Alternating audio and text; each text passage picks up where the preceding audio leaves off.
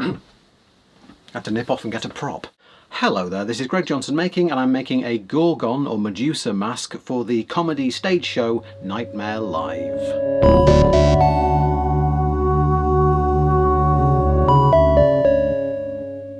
I have explained this before on this show, but it bears repeating. Knightmare Live is a live comedy version of a kids' TV show that we all loved in the late 80s and early 90s. When I say we, I don't mean my entire generation, I just mean people like me. Where one hapless school kid wearing a blinding helmet would be guided around a blue screen Dungeons and Dragons style medieval world by a load of other hapless school kids. My buddies Tom Bell and Paul Flannery have the rights and everything to do a live show, nostalgia comedy version of that kids' TV show now. For adults, I mean, it's for the family, it's pretty clean. If you've seen my puppet mask and costume making from a few shows back, you'll know that I was in the show, and it was lots of fun. I got to play a tavern keeper, and a goblin, and a floating skull. And I'm delighted to say I'm going to be in the show again at least twice before the end of this year. I'll say the dates and venues at the end. They've had an idea for a very brief, what they've told me is a 30-second gag. That's how much work I should put into this project. Just for a 30-second gag, based around the fact that Gorgon vision can turn you to stone. If you look into a Medusa's eyes, you know, you turn to stone. They need a Gorgon, I want to make a Gorgon, it's a match made in heaven, let's do it now, with a page peel. Assembling the mask, this isn't building, this isn't making, it's just attaching some of these snake headdress hairband things to a devil mask. But I don't want it to be a devil, I just want it to be a face. So using my pyrography tool to cut the horns off, cut the chin off, fill the horn holes with a little template made from a post-it note, a bit of black styrene, tack it in place with super glue and hold it in place with goth glue. I've done this before. You'll get tired of seeing these devil masks. They're just a nice rigid plastic mask rather than you know what I mean. We don't need these grippy brain hair teeth on the inside of our snake-infested Alice band, so we'll just snip those off, and then we just need to attach it to the outside of the mask. I like a physical connection as well as glue, so I'm using split pins. Putting the flat pins on the inside, even though they're sharp and scratch your head if you try it on without having put the foam on the inside, I would imagine, because the inside's going to be covered in foam, so you want it flatter on the inside, otherwise the heads of the split pins will dig into your mind. If you've got two hairbands, you use two hairbands. So we want some dangle, we want some downward snake. My favourite yoga position, just lying face down on the floor. So snipping off individual snakes, where the sides of those snakes lie against the cheek, there's just some room in there for another split pin. And then lots of super glue, lots of baking soda, lots of super glue activator. It's not really the right glue because it's got no flex. So if something's held on with super glue and you flex it, it just comes off in a chunk. But for now, that's tacked in place with super glue, and it will be, those roots will be covered with goth glue and wet wipes and foam clay and Mod Podge. Layers. Like any great winter wardrobe, it's about layering. Smaller snakes, this is like a child's version for a child's Gorgon. The hairband has a nice sort of tab at the back of it, so these just slot perfectly under the other hairband, and it's very easy. I recommend doing this, by the way, if you want to be a Gorgon for Halloween or something. As I say, it's assembly, it's not making, it's just sticking things together. Another split pin, and rinse and repeat, really. Speaking of repetitive things, sanding. Let's sand this hard face. I'm worried about using up all my remaining foam clay in filling the void between the snakes and the forehead. So I'm going in with at first a long twisted sausage of tin foil, which is just a good gap filler. Then I'm skinning over that with hot glue. And then, because there has to be at least one step that I didn't need to do, because that's my brand, I'm going to give it a wet wipe forehead.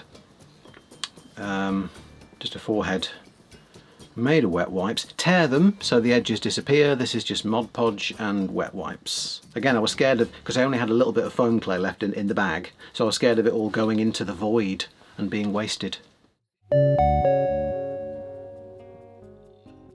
Sculpting the face. There's a bit of a time jump there. I must have been stressed. Or maybe I had really filthy hands. Sometimes I just keep working because there's just the cameras. It's just me on my own and I'm filthy. So what occurred between shots there is I used this lovely rolling pin. It has these thickness setting discs at either end. I just used the thinnest one, but it's nice to know that it could be thicker if I needed it to be. Roll out a little pastry piece of foam clay, wet the forehead, stick it on, just smooth it over with water. The nicest thing about foam clay is the adhesive and the smoothing medium is just water, so it feels pretty inert. It doesn't stink, it doesn't give you any chemical bother. Then for some texture and colour and basically every creative decision, we're looking to Ray Harryhausen, the great pioneering stop motion animator for movies. Tom Bell and I talked about his Medusa from Clash of the Titans, and so my colour scheme and my skin texture and everything is Harryhausen-esque. Legally distinct from esque, but Harryhausen-esque. Lots of fun, very satisfying, although I timed it slightly wrong. If you're going to press texture into foam clay like this, I found when I reinforced these bumps in about an hour's time, it goes more puffy. Once it's slightly cured and a bit drier and has a skin on it, here I'm kind of cutting out discs from the clay, whereas if you let it cure a bit and then press in, they're more bumps. Here for the cheek, I had some Mod Podge and glue mixed up from doing the wet wipe on the forehead, so I just used that as my adhesive, wet the cheek down with that. Cut out a roughly right-shaped piece of foam clay. This is a bit about the size of a small date or a large grape. An autumn crisp, something like that. They're the nicest grapes, aren't they? And if there is a point to me saying that, it's because you tend to not need as much as you think if you're covering a surface. So I'm putting it on here, then wetting my hands and just really smoothing it over the area. And a little goes a long way. I should explain, foam clay is like EVA foam, like a yoga mat or a floor mat, but in a clay form. It takes a while to cure. It takes 24 to 48 hours to get a proper skin on it. When I made my Cantina Band masks, which I think was my first episode, the clay didn't actually harden for weeks. It ended up hardening slightly wrinkly, and so it does take a long time to fully cure if you put it on very thickly, but it's lovely to use and it's really good for just skin details and stuff. Here, as I said before, is once it's been on for about an hour, you see you get much more puffy bumps, which is a phrase that even when you hear it is in bubble writing, isn't it? Puffy bumps. Hello, I'm Puffy Bumps. So the circles don't cut out, they sort of bump over. I don't know. You can see, you can see with your eyes. Do you need me here to tell you what you're seeing? Good old black Millipots. For the details around the eyes, the snaky eye bags, I want them to be hard and hold fine detail, so I thought I'd use Milliput for those rather than foam clay. Take 2 parts from each sausage, the same size, and just mould them together, smush, twist, crush for at least 3 to 5 minutes till they're thoroughly mixed. Then you've got 10 to 20 minutes of moulding time. Again, a bit like with the foam clay, it is slightly easier to mould once it's got a bit of a skin on it after maybe 5 or 10 minutes. It's a bit firmer. I think it's easier to put details into. Just using a Gonja bar, then a whatever that is, a clay chisel. Use whatever tool feels like it's the right shape. Once she had eye bags, it seemed weird that she didn't have eyelids, so I just put EVA foam on the inside for some eyelids. Then the forehead snakes, now that I've textured the forehead, I'm adding those just with gardening wire. I figured if I drill 2 small holes into the snake, I can run the gardening wire along the diamond pattern of the snake, and that wire will be slightly not visible if you don't look at it. Again, it's all going to be covered in textured paint, so you can just put a bit more textured paint over anything you don't want to see. Twist, twist, twist, twist, and they're held on cleanly. And then, as I had a load of mini baby snakes left, you think, well, I don't want to waste any baby snakes, so just stick those on around the forehead, like little wispy forehead bits. Then once you add eyelids and eye bags, other bits of the mask look a bit too masky. Those circular nostrils are still, they're fine. So I added a nose tip and some nostril flanges. And then I had some Milliput left, so just a bunch of warts. And then after I'd got through all that sweaty wart work, I treated myself with some sanding, just my favourite thing in the whole wide world, and sanded the snakes. What I should do is start every build with sanding. Sand all my plastic parts before I assemble them, but that's not how I want to start things. And now, ladies and gentlemen, it's not downtime, it's not half time, it's not rosemary in time, it's prime time.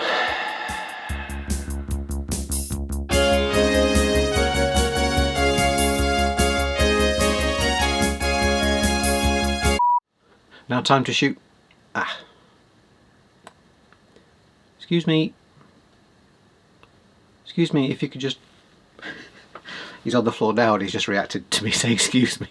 He knows the phrase so well.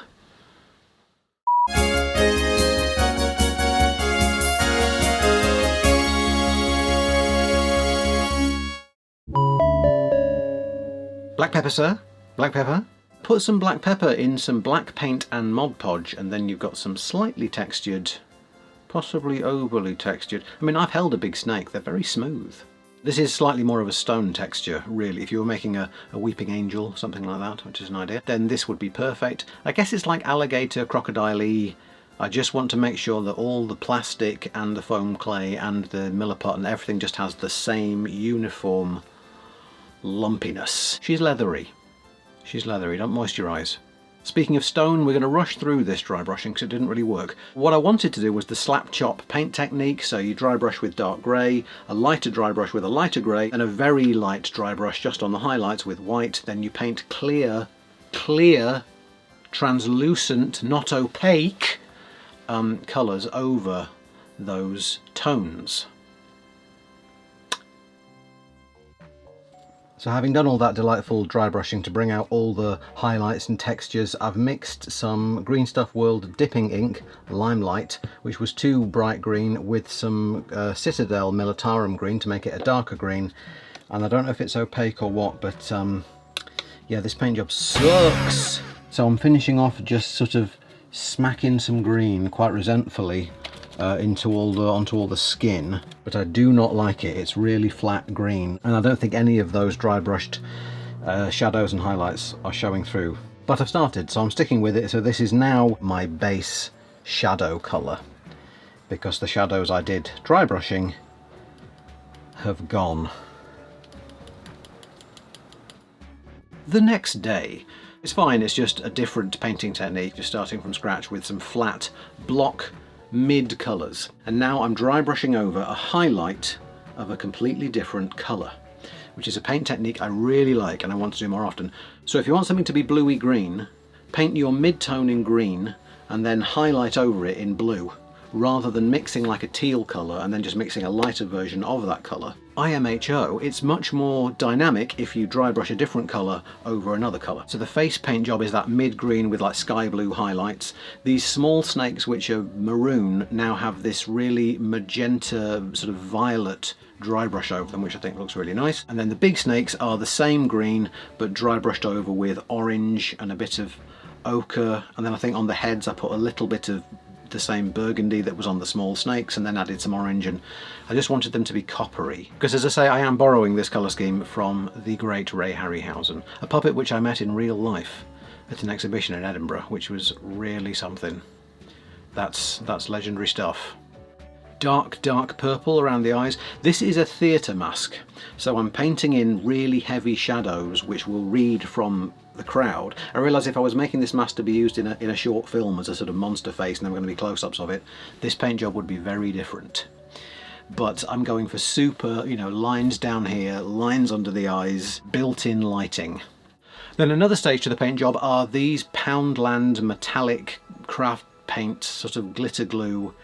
The coverage on them is terrible, which is why I absolutely love them. Putting this tealy peacock green on the face, bronze on the big snakes, and then gold along all the burgundy, magenta mini snakes. Worms, the worms. So they all have their own Poundland sparkle, and it's lovely.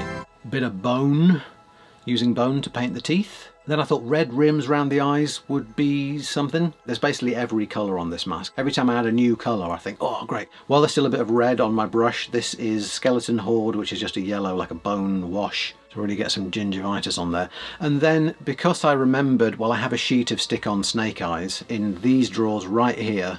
I didn't really have a leg to stand on, like a snake. I didn't have a leg. Doesn't matter. I thought, well, I can't not give them eyes. A little sticky eye in each eye duct, single drop of UV resin, and cure it with the Gift of Intense Purpleness, which is a Vic and Bob line, I should explain. The Flyo-Dio, which kills flies via the Gift of Intense Purpleness. That's where that comes from. Then to up the general greenness of it all, I thought Disgusting Slime. I think that's a lot. Disgusting Slime is a nice effect paint. It's just basically thick, very bright green paint. And as I did with my Jabberwock back in the day, I'm doing little dots, little sort of pustules of green all over the face. The eyes. It's not going to have lights for eyes because me and Tom agreed then you won't be able to see anything. And I could have done glass eyes, just used half little plastic balls, or a Ferrero Rocher display orb. But they will fog up. So I had the idea of putting discs, so in each eye is just a disc with a hole in it, which will read as black once you've got the mask on, won't fog up, you'll still be able to see, but she will still have these incredibly bright, piercing eyes, which are going to be just pure white in the middle. So I'm making a couple of party ring biscuits that'll turn you to stone. More peacock glitter paints, can't get enough of that stuff. Ignore the red around the middle of the pupil, I paint over that, I didn't want that. Because I realised just pure white in the middle, by contrast, will make the pupils as black as possible. Then cover those with a nice party ring biscuit icing skin of UV resin and set that in the sun to cure. Then the final assemblage or assemblage, we tack the eyes on the back with just dots of super glue, then I put in hot glue, then turned it back over, covered the front again with UV resin so they're really fused into the eye socket because I don't want anyone just poking the eyes and they pop out. Then used my pyrography tool to melt some slots in the top and the sides, attached a T-shape of elastic ribbon with hot glue, and now it's time to take a look at the finished thing.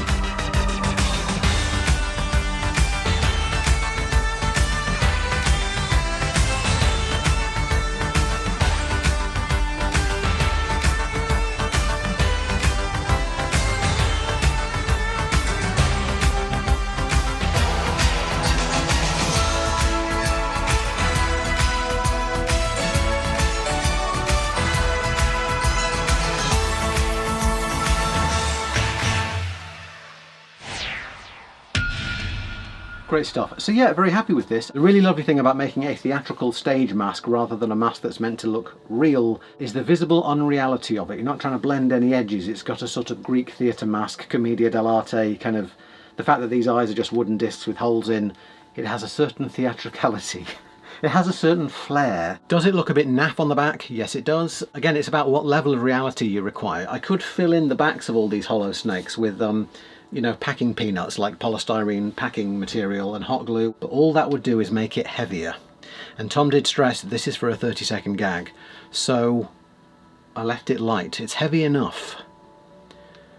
It's heavy enough. As I said at the start, I will, before the end of this year, have the unfettered joy of being in this live show at least twice more. Once at the Chorley Theatre in Lancashire on Friday the 24th of October, and then on Saturday the 25th at the Fraser Theatre Comedy Club in Knaresborough. Knaresborough is the one that's about 10 minutes drive from my hometown, and I've promised I will get people there. So if you are a member of my family or one of my Harrogate friends, yes you know who you are, I think you should come to the Knightmare live show at the Fraser Theatre on October the 25th. It's a Saturday, it's family friendly, and it'll be a blast.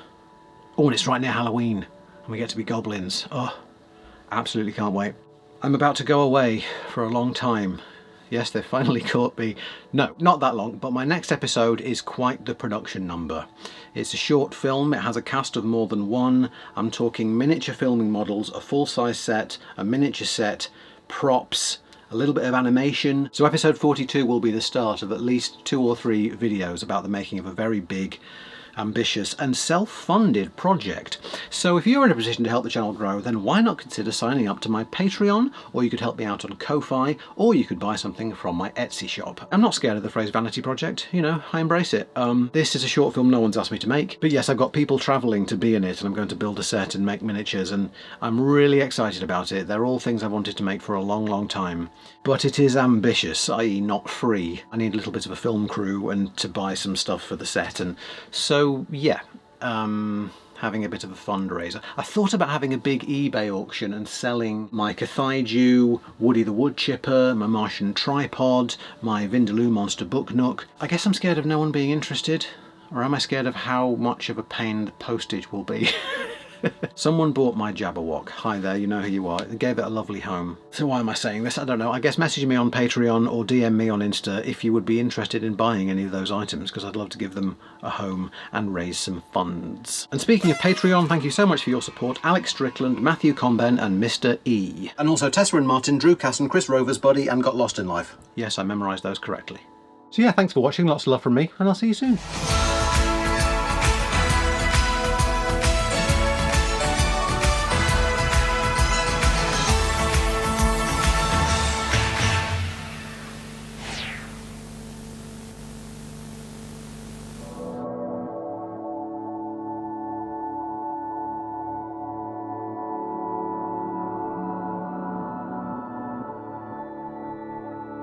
I am borrowing this colour scheme from... There are screaming children outside. Great. Glad they're having fun.